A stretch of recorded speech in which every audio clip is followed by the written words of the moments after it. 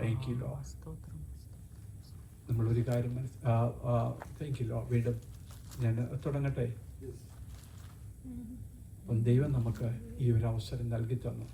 ദൈവവചനത്തിന് മുമ്പിൽ നിൽക്കുവാൻ, ദൈവ ആലോചന നമുക്ക് ശ്രവിക്കുവാൻ ഓരോ ദിവസവും ദൈവം നമ്മുടെ ജീവിതത്തിൽ ഇടയാക്കുന്നു. Thank you Lord. നമ്മുടെ ദൈവം അത്ഭുതങ്ങളുടെ ദൈവമാണ്.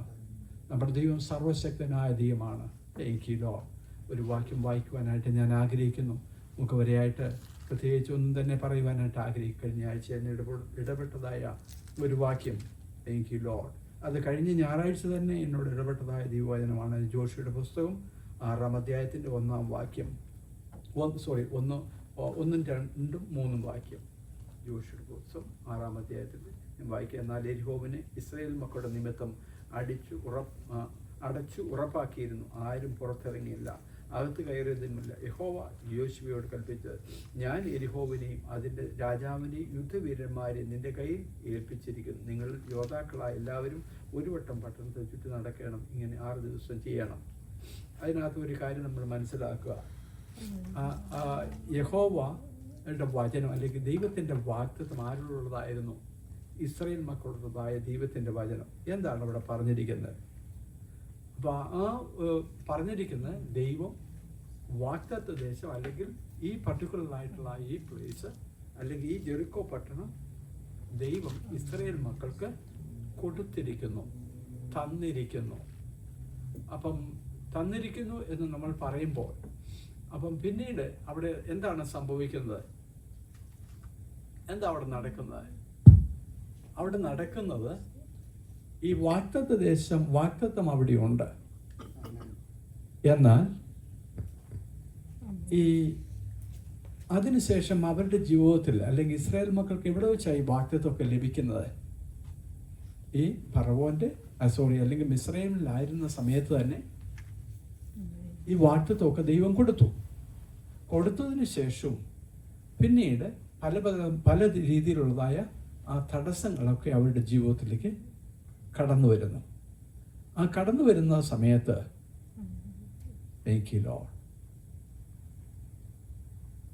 അവർ ദൈവത്തോട് അടുക്കുന്നു. എന്തുകൊണ്ട് അല്ലെന്നുണ്ടെങ്കിൽ ഈ പ്രതികൂലങ്ങളൊക്കെ അവരുടെ ജീവിതത്തിലേക്ക് കടന്നു വരുന്നു. അതായത് എക്സാമ്പിൾ പറഞ്ഞ് ഞാൻ വേഗത്തിലങ്ങ് പോട്ടെ, സമയം ഓൾമോസ്റ്റ് കഴിയുന്നല്ലോ. എന്തുകൊണ്ട് കടന്നു വരുന്നു നമ്മൾ മനസ്സിലാക്കുക. അതില്ലെങ്കിൽ ഈ ജെറിക്കോ പട്ടണം അല്ലെ നമ്മളിവിടെ വായിച്ചതായ ഈ വാക്യത്തിൽ കൂടെ യോശുവയുടെ പുസ്തകം 6-1 മുതലുള്ള വാക്യങ്ങൾ കൂടെ നമ്മൾ വായിക്കുമ്പോൾ അവിടെ വ്യക്തമായിട്ട് മനസ്സിലാക്കാം, ഒരു ജെറിക്കോ പട്ടണം ഈ വാഗ്ദത്തത്തിന് എതിരായിട്ട് നിൽക്കുക. ദൈവത്തിൻ്റെ വാഗ്ദത്തം എന്താ ഇസ്രായേൽ മക്കളെ കുറിച്ചുള്ളത്? ഈ പട്ടണം ഞാൻ നിങ്ങൾക്ക് തരുമെന്നല്ല, തന്നിരിക്കുന്നു. ദൈവത്തിൻ്റെ വാഗ്ദത്തം അങ്ങനെയാണ്. വാഗ്ദത്തം അവർക്ക് ഉള്ളതാണ്. പക്ഷെ എന്നുണ്ടെങ്കിൽ ഇപ്പുറത്ത് എന്താ നടക്കുന്നത്? ശത്രു അതിനെ അടച്ചു വച്ചിരിക്കുന്നു. അവിടെയാണ് നമ്മൾ ഒരു കാര്യം മനസ്സിലാക്കേണ്ടത്. നമ്മുടെ അല്ലെങ്കിൽ ഈ ഭാഗം വിട്ട് കഴിഞ്ഞ് കഴിഞ്ഞാൽ നമ്മുടെ വ്യക്തിപരമായിട്ടുള്ള ജീവിതത്തിലേക്ക് നമ്മൾ നോക്കുമ്പോൾ ദൈവം നമുക്ക് പല വാഗ്ദത്തങ്ങളും പല പ്രോമിസുകളും ദൈവം നമുക്ക് തന്നിരിക്കുക. പക്ഷെ എന്നുണ്ടെങ്കിൽ പലപ്പോഴും നമുക്കതിനെ എൻ്റർ ചെയ്യാനായിട്ട് തടസ്സം നിൽക്കുന്നു. ആ തടസ്സങ്ങൾ നിൽക്കുമ്പോൾ എന്തുകൊണ്ട് ദൈവം ആ തടസ്സത്തെ നമ്മുടെ ജീവിതത്തിൽ അനുവദിക്കുന്നു? അതാണ് നമ്മൾ മനസ്സിലാക്കേണ്ടത്. ഇവിടെ വാഗ്ദത്തത്തിനെതിരായിട്ട് എന്താ ഇവിടെ ആര്? ജെറിക്കോ പട്ടണം അവർക്ക് പിടിച്ചെടുക്കുവാനായിട്ട് തടസ്സമായിട്ട് അവിടെ എന്ത് ചെയ്തിരിക്കുന്നു? അവർ മതില് പണിത് മതിലിനെ ഉറപ്പാക്കി വെച്ചിരിക്കുക. വാഗ്ദത്തം നിവൃത്തിക്ക് തടസ്സം നിൽക്കുന്ന തടസ്സങ്ങൾ. ശത്രു വാഗ്ദത്തം കൊടുക്കത്തില്ല എന്ന് പറഞ്ഞ് അവർക്കെതിരായിട്ട് മതിലിനെ പണിത് വെച്ചിരിക്കുന്നു. എന്നാൽ യോശുവയുടെ നേതൃത്വത്തിലുള്ളതായ ഈ ജനം എന്ത് ചെയ്യുന്നു? അവിടെ വാഗ്ദത്തത്തിൽ അവർ പിടിച്ചു നിൽക്കുന്നു. അതിന് മുമ്പായിട്ടൊരു കാര്യം കൂടെ നമ്മൾ അതിനകത്ത് മനസ്സിലാക്കാനായിട്ടുള്ള ഒരു കാര്യം, അവരോട് ഈ വാഗ്ദത്ത ദേശം അല്ലെന്നുണ്ടെങ്കിൽ ഈ ജെറിക്കോ പട്ടണം പിടിച്ചടക്കുന്നതിന് മുമ്പായിട്ട് അവരോടൊരു കാര്യം പറയുന്നു. അവിടെയുള്ള യാതൊന്നും എടുക്കരുത്. എങ്ങനെ എടുക്കരുതെന്നാണ് പറഞ്ഞിരിക്കുന്നത്? ശാപഗ്രസ്തം, ശപിക്കപ്പെട്ടത്. അവിടെ ആ ജനത്തെ ശപിച്ചതായിട്ട്, ദൈവം ശപിച്ചതായിട്ട് വല്ലതും നമുക്ക് വായിക്കാൻ പറ്റുന്നുണ്ടോ? ഞാൻ കാണുന്നില്ല. പക്ഷെ എന്നുണ്ടെങ്കിൽ എന്നോ അല്ലെങ്കിൽ അവർക്കും കൊടുത്തിരുന്ന ഒരു പ്രോമിസ് ലാൻഡ് ആയിരുന്നു അത്. ഈ ജെറിക്കോ എന്നുള്ളതായ ആ പ്രദേശത്ത് വസിക്കുന്നതായ ആ ജനങ്ങൾക്ക് ദൈവം കൊടുത്തതായ ഒരു പ്രോമിസ് ലാൻഡ് ആയിരുന്നു. പക്ഷെ എന്നുണ്ടെങ്കിൽ അവരുടെ പ്രവൃത്തി മുഖാന്തരമായിട്ട്, അവരുടെ ജീവിത മുഖാന്തരമായിട്ട് അതിനെ ആരാ ഇത് പറയുന്നത്? ശപിക്കപ്പെട്ടെന്ന് ആര് പറയുന്നു? ദൈവം പറയുക. ശപിക്കപ്പെട്ടതായ ആ വസ്തുക്കള് അല്ലെങ്കിൽ അവരുമായിട്ട് നീ കോംപ്രമൈസ് ചെയ്യരുത്. അവരുടെ വസ്തുവകൾ എടുക്കരുത്. അപ്പോൾ ഒരു കാര്യം പ്രത്യേകം മനസ്സിലാക്കണം നമ്മൾ. താങ്ക് യു ലോ. അതിന് മുമ്പായിട്ട് വളരെ ക്ലിയറായിട്ട് പറഞ്ഞിട്ടില്ലെങ്കിലും വ്യക്തമായിട്ട് നമുക്ക് മനസ്സിലാക്കാം. എന്നോ അവർ ശാപത്തിന് പറഞ്ഞു.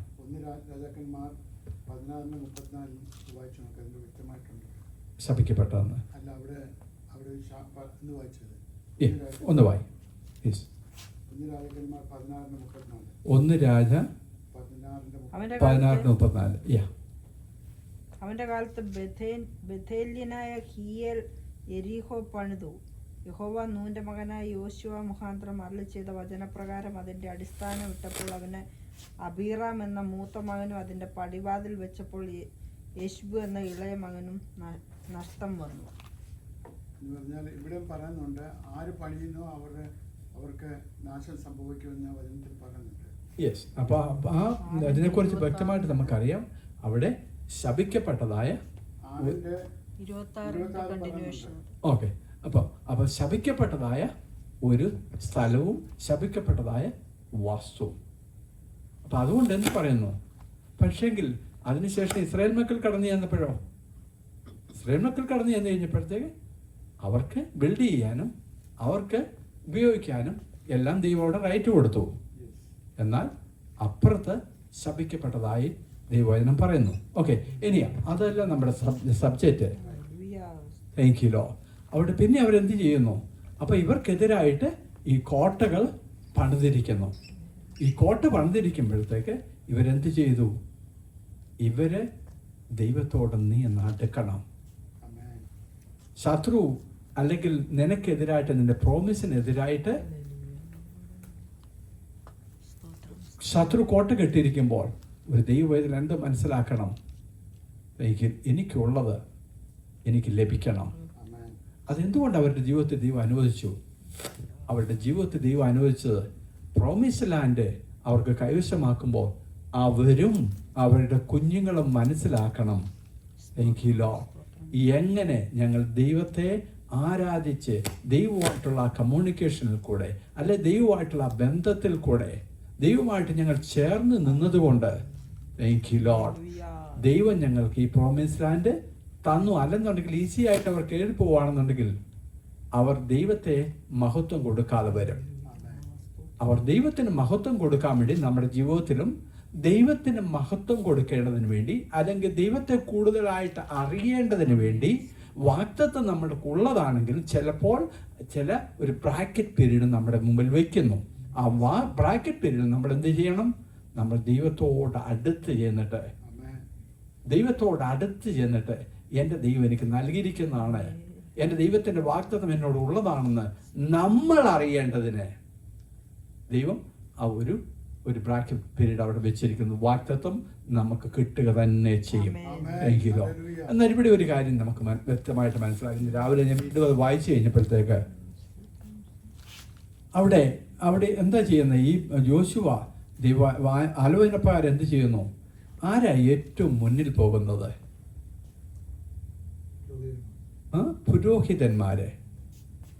പുരോഹിതന്മാരല്ല ഏറ്റവും മുന്നിൽ പോകുന്നത് പടയാളികൾ എങ്ങനെയാ പോകുന്നത്? അവര് ആയുധങ്ങൾ എടുത്തോണ്ടാ പോകുന്നത്. ഓക്കെ, എൻ്റെ വാക്യം വായിക്കണോ? ആയുധപാണികൾ അവരുടെ മുമ്പിൽ നടന്നു. ആയുധപാണികൾ അവരുടെ മുമ്പിൽ നടന്നു. ആരാ ഈ ആയുധപാണികൾ? ശ്രദ്ധിക്കുക, ആരാ ആയുധപാണികള്? യോദ്ധാക്കൾ, അല്ലെങ്കിൽ അവരുടെ കയ്യിരിക്കുന്ന എന്താ? ആയുധം എന്ന് പറയുമ്പോൾ വേറെ എന്തോ രീതി പറയാ? വാള് എന്താ അവിടെ പറയുന്നേ? ദൈവവചനമാകുന്ന വാള്. നിന്റെ ജീവിതത്തിൽ വിടുതൽ വേണോ? നീ ആയുധം പാണികളെ മുന്നേ വിടണം. ദൈവവചനമാകുന്ന വാളില്ലാതെ നീ കുറച്ച് അവിടെ കിടന്നുകൊണ്ട് കുറെ അഭ്യാസം കാണിച്ചുകൊണ്ട് ഒരു കാര്യവും ഇല്ല. പ്രാർത്ഥിക്കുന്നോ, അവിടെ ദൈവവചനം വേണം. നിന്റെ ജീവിതത്തിൽ വിടുതൽ വേണോ? ആയുധപാണിയെ നീ മുന്നിൽ വിടണം. നിന്റെ ജീവിതത്തിൽ മറ്റുള്ളതൊക്കെ ഉണ്ട്, മറ്റു കാര്യങ്ങളൊക്കെ ഉണ്ട് എങ്കിലോ, പക്ഷെ എന്നുണ്ടെങ്കിൽ പ്രാർത്ഥിക്കുന്ന സമയത്ത് എങ്ങനെ വേണം? ഈ വചനമാകുന്ന ആയുധം നമ്മൾ മുന്നിൽ പിടിക്കണം കേട്ടോ. വചനമാകുന്ന ആയുധം നമ്മൾ മുന്നിൽ പിടിക്കുന്നില്ലെങ്കിൽ നമ്മൾക്ക് വിജയം ഇച്ചിരി ബുദ്ധിമുട്ടാകും. കാര്യം ശത്രുവിന് ഈസി ആയിട്ട് നമ്മളെ ഡിസ്ട്രോയ് ചെയ്യാനായിട്ട് സാധിക്കും. അതുകൊണ്ട് ആയുധപാണികള് മുമ്പിൽ നടക്കണം. വചനമാകുന്ന ആയുധം, വചനമാകുന്ന വാള്, വചനമാകുന്ന വാള് മുൻപിൽ നടക്കണം. പിന്നെ എന്താ അവിടെ രണ്ടാമത് പോകുന്ന ആരാ? രണ്ടാമത് പോകുന്നത് പെട്ടകം ചുമക്കുന്ന പുരോഹിതന്മാർ. എന്തുമായിട്ടാ പോകേണ്ടത്? നോ, അവര് മൂന്നാമതാ പോകുന്നേ. തേക്കിലോ അല്ലെ പുരോഹിതന്മാർ അവിടെ എങ്ങനെയാ പോകേണ്ടത്? കാഹളം പിടിച്ചുകൊണ്ട് പോണം. കാഹളം പിടിച്ചോണ്ട് ഇന്ന് രാവിലെ എനിക്കൊന്ന് 4:15 മറ്റേ ഞാൻ എഴുന്നേറ്റു. പെട്ടെന്ന് കുറച്ച് കാര്യം ഒന്ന് വായിക്കാൻ വേണ്ടി ഇച്ചിരി നേരം പ്രാർത്ഥിച്ചതിന് ശേഷം കുറച്ച് നേരം വായിച്ചു കഴിഞ്ഞപ്പോഴത്തേക്കും മനസ്സിലാക്കി തന്ന കാര്യമാണ് ഞാൻ നിങ്ങളോട് പറയുന്നത്. കാഹളം പിടിച്ചോണ്ട് പോകുന്നു. കാഹളം എന്താ അത്? എങ്കിലോ എപ്പോഴായി കാഹളം ഊതുന്നത്? വിക്ടറി, ജയം. എങ്കിലോ അല്ലെങ്കിൽ നമ്മുടെ നാട്ടിൽ നമുക്ക് അറിയാം എപ്പോഴാണ് ഈ വെടിക്കെട്ടൊക്കെ നടത്തുന്നത്? പള്ളിയിലും അമ്പലത്തിലും ഒക്കെ എല്ലാം മിക്കവാറും എല്ലാം കഴിഞ്ഞ് കഴിയുമ്പോഴത്തേക്കാ അവർ വിക്ടറി നടത്തുന്നത് അല്ലേ? അതുപോലെ തന്നെ കാഹളം ഊതുന്നവൻ എങ്ങനെയാ ഊതേണ്ടത്? അവൻ വിക്ടറി പ്രഖ്യാപിക്കുക. വിശ്വാസം. അവൻ വിശ്വാസത്താൽ അവൻ ഡിക്ലെയർ ചെയ്യുക. അന്നേരം വരെ ഈ ജെറിക്കോ ഇടിഞ്ഞിട്ടുണ്ടോ? ഇല്ലെന്നേ. ജെറിക്കോ അവിടെ നിൽക്കുമ്പോൾ തന്നെ ഇവരെന്ത് ചെയ്യുന്നു? കാഹളം, വിക്ടറി അവിടെ ഡിക്ലെയർ ചെയ്യുന്നു. അതിന് വേണം അത് പിടിക്കുന്ന പുരോഹിതന്മാർ. എന്താ അതിനകത്ത് ഈ ട്രംപറ്റ് എന്താ? ട്രംപറ്റ്. അതിന് എന്താ പറയാ? മലയാളത്തിൽ എന്താ പറഞ്ഞേക്കുന്നത്? കാഹളം. അത് കാഹളം പിടിക്കുന്നതായ ആ പുരോഹിതന്മാര് രണ്ടാമതുണ്ട്. വിക്ടറി എങ്ങനെ വേണം? നിന്റെ ഹൃദയത്തിന്റെ ഉള്ളിൽ പ്രശ്നം നിന്റെ മുമ്പിലൊക്കെ ഉണ്ട് കേട്ടോ. പക്ഷെ എന്നുണ്ടെങ്കിൽ നിന്റെ ആത്മീക കണ്ണുകൊണ്ട് നീ കണ്ടുകൊണ്ട് നീ ഡിക്ലെയർ ചെയ്യണം. നീ കാഹള ഊതണം. യോസഫാശ ശ്രദ്ധിക്കുന്നുണ്ടോ? ആത്മീക കണ്ണുകൊണ്ട് നീ കണ്ടോണ്ട് നീ കാഹളം ഊതണം ആദ്യമേ. പ്രശ്നം അതുപോലെ തന്നെ നിൽക്കുക, ജെറിക്കോ അതുപോലെ തന്നെ നിൽക്കുക. പക്ഷെ എന്നുണ്ടെങ്കിൽ ഈ കാഹളം പിടിക്കുന്ന പുരോഹിതന്മാർ അവരുടെ കാഹളമൂതി, അവർ വിക്ടറി ഡിക്ലെയർ ചെയ്തു. Thank you Lord, hallelujah. അതിന് പിന്നെയാണ്, അതിന്റെ പുറകിലാണ് പിന്നെ ആര് പോകുന്നത്? ഈ പെട്ടകവുമായിട്ട് ഈ പുരോഹിതന്മാർ. ഈ കാഹളം പോകുന്ന പുരോഹിതന്മാരെ കുറിച്ചൊക്കെ പറയുമ്പം ആരാ ഈ പുരോഹിതന്മാര്? Thank you Lord. ഈ പുരോഹിതന്മാരാരാ? ദൈവം നമ്മളെ ആരാക്കിയിരിക്കുന്നു? രാജാക്കന്മാരും പുരോഹിതന്മാരും ആക്കി വെച്ചിരിക്കുക. അപ്പൊ ഇന്ന് നമ്മൾ അവരെ വിളിക്കേണ്ട ആവശ്യമുണ്ടോ? ഇന്ന് നമ്മളെ ആക്കി വെച്ചിരിക്കുന്ന ഈ ട്രംപറ്റ് പിടിക്കാനായിട്ട്, ഈ കാഹളം പിടിക്കാനായിട്ട് നമ്മളാ ഊതേണ്ടത്. നമ്മൾ വിശ്വാസത്താൽ നമ്മൾ ഊതണം. Thank you Lord. മുന്നിൽ നമ്മുടെ മുമ്പിൽ നിൽക്കുന്ന ഈ പ്രതിസന്ധികളെ കണ്ടിട്ട് നമ്മൾ ഡിക്ലെയർ ചെയ്യണം, നമ്മൾ ഊതണം. എന്ത്? വിക്ടറി. Thank you Lord. എന്റെ മുമ്പിൽ നിൽക്കുന്ന എന്റെ ദൈവം എങ്ങനെയാണ്? എൻ്റെ ദൈവം എനിക്ക് പ്രോമിസ് ചെയ്തിരിക്കുന്നതായ ഈ വാഗ്ദത്ത ദേശം എന്നോട്, എൻ്റെ കുടുംബത്തോട്, എൻ്റെ കുഞ്ഞുങ്ങളോട്, അല്ലെങ്കിൽ എൻ്റെ ദേശത്തോട്, അല്ലെങ്കിൽ എൻ്റെ സഭയോട് എൻ്റെ ദൈവം പ്രോമിസ് ചെയ്തിരിക്കുന്നതായ ഈ വാഗ്ദത്തം താങ്കിലോ നീ ഊതണം. താങ്കിലോ ഈ കാഹളം നീ ഊതണം. താങ്കിലോ ആമേൻ. ഒന്ന്, നീ കാഹളം ഊതണം. താങ്കിലോ. അല്ലെങ്കിൽ ഏറ്റവും മുമ്പിൽ എന്താ നിൽക്കണം? നീ വചനം പിടിക്കണം. വചനമാകുന്ന വാൾ പിടിക്കണം. താങ്കിലോ. വചനമാകുന്ന വാൾ ഇല്ലെന്നുണ്ടെങ്കിൽ ശത്രു നിന്നെ കീഴ്പ്പെടുത്തും. താങ്കിലോ. അത് രണ്ടാമതായിട്ട് നീ നിന്റെ ഹൃദയത്തിന്റെ ഉള്ളിൽ ഒന്ന് എന്ത് വേണം നിനക്ക്? താങ്കിലോ ഈ കാഹളം ഡിക്ലെയർ ചെയ്യണം. Victory in the name of Jesus. Hallelujah. നിന്റെ പ്രശ്നങ്ങളുടെ മുമ്പിൽ നീ അവിടെ താഴരുത്. ശത്രു ജെറിക്കോ കോട്ട അവിടെ വളരെ അവർ എങ്ങനെയാ പറഞ്ഞേക്കുന്നത്? അതിനെ അവർ ഉറപ്പിച്ചു വെച്ചിരിക്കുക. ജെറിക്കോ കോട്ട അവിടെ ഉറപ്പിച്ചു വെച്ചിരിക്കുക. പക്ഷെ എന്നുണ്ടെങ്കിൽ അതിൻ്റെ മധ്യത്തിലും നീ എന്ത് ചെയ്യണം? കാഹളമൂതണം. ഞാൻ ജയിച്ചിരിക്കുന്നു, ഞാൻ ജയിച്ചിരിക്കുന്നു, എൻ്റെ ദൈവം എനിക്ക് തന്നിരിക്കുന്നു, എൻ്റെ ദൈവം എനിക്ക് വേണ്ടി അത്ഭുതം പ്രവർത്തിച്ചിരിക്കുന്നു. ഹല്ലേലൂയ. അതുകൊണ്ട് നമ്മൾ കാഹളമൂതണം. മൂന്നാമതായിട്ട് സമയം കഴിഞ്ഞല്ലോ. ഏറ്റവും ആദ്യമായിട്ട് മൂന്നാമതായിട്ട് പോകുന്ന ആരാ? ഈ പെട്ടകം പിടിച്ചു അല്ലെങ്കിൽ പെട്ടകം ചുമക്കുന്നതായ പുരോഹിതന്മാർ. എപ്പോഴും നമ്മുടെ ജീവിതത്തിൽ മനസ്സിലാക്കണം, എല്ലാം ഉണ്ടെങ്കിലും നമ്മുടെ ഹൃദയത്തിൻ്റെ ഉള്ളിൽ ഹല്ലേലൂയ നമ്മുടെ ദൈവത്തിൻ്റെ സാന്നിധ്യം ഉണ്ടായിരിക്കണം. നമ്മുടെ ദൈവത്തിൻ്റെ സാന്നിധ്യം നമ്മുടെ മധ്യത്തിൽ എപ്പോഴും ഉണ്ടായിരിക്കണം. അത് മേക്ക് ഷുവർ ആക്കണം. അത് നഷ്ടപ്പെട്ടു പോകരുത്. ഈ പുരോഹിത ഈ പെട്ടകം നമ്മളെപ്പോഴും നമ്മുടെ ചുമന്നിരിക്കണം. താങ്കിലോ. അതും നമ്മൾ മസ്റ്റായിട്ടും ചെയ്തിരിക്കണം. നമ്മുടെ ദൈവത്തെ വിട്ട് നമ്മൾ വേറൊരു വഴിക്കൂടെ പോകാനായിട്ട് നമ്മുടെ ജീവിതത്തിൽ ഇടയാകരുത്. താങ്കിലോ.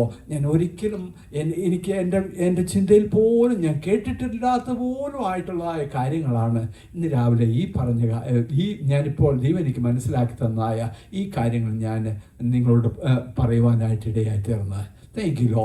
എത്ര ബ്യൂട്ടിഫുൾ ആയിട്ടുള്ളതായ കാര്യങ്ങളാണ് നമ്മുടെ ഒരു ദൈവ പൈതലിൻ്റെ ജീവിതത്തിൽ വളരെ ഇമ്പോർട്ടൻ്റ് ആയിട്ടുള്ളതായ കാര്യമാണ്. താങ്കിലോ. വെറുതെ കുറച്ച് ടൈം സ്പെൻഡ് ചെയ്ത് കുറച്ച് പ്രാർത്ഥിക്കാനല്ല ദൈവം ആഗ്രഹിക്കുന്നത്. വെറുതെ കുറച്ച് അല്ലെങ്കിൽ അടുക്കും ചിട്ടയും ഇല്ലാത്ത ഒരു ജീവിതം നയിച്ചിട്ടല്ലെന്നുണ്ടെങ്കിൽ അല്ലെങ്കിൽ കുറേ പ്രാർത്ഥിച്ചിട്ടോ കുറേ ഉപവസിക്കാനായിട്ടല്ല ദൈവം അവിടെ പറയുന്നത്.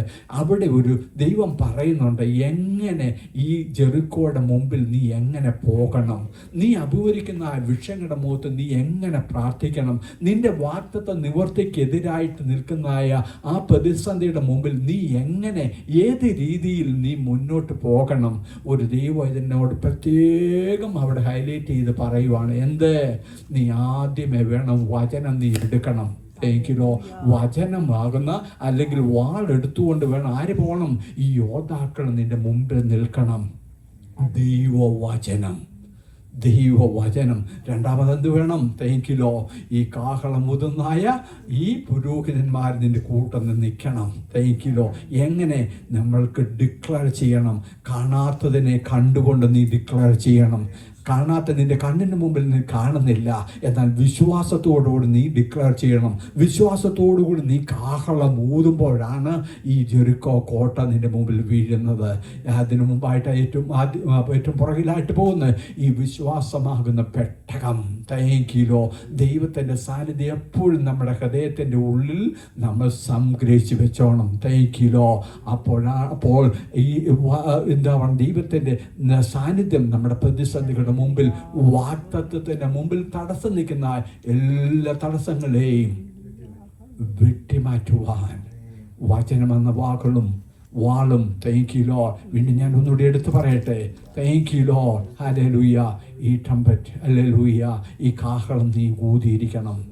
കണ്ടുകൊണ്ടല്ല, കാണാത്തതിനെ അല്ലെങ്കിൽ വിശ്വാസത്താൽ കണ്ടുകൊണ്ട്. നിന്റെ നഗ്നനേത്രങ്ങളിൽ കാണുന്നില്ല, എന്നാൽ വിശ്വാസത്തിൻ്റെ കണ്ണുകൊണ്ട് നീ കണ്ടുകൊണ്ട് ഡിക്ലെയർ ചെയ്യണം. ഇല്ല, ശത്രുവിന് ഒരിക്കലും എന്നെ കീഴ്പ്പെടുത്താൻ സാധിക്കത്തില്ല.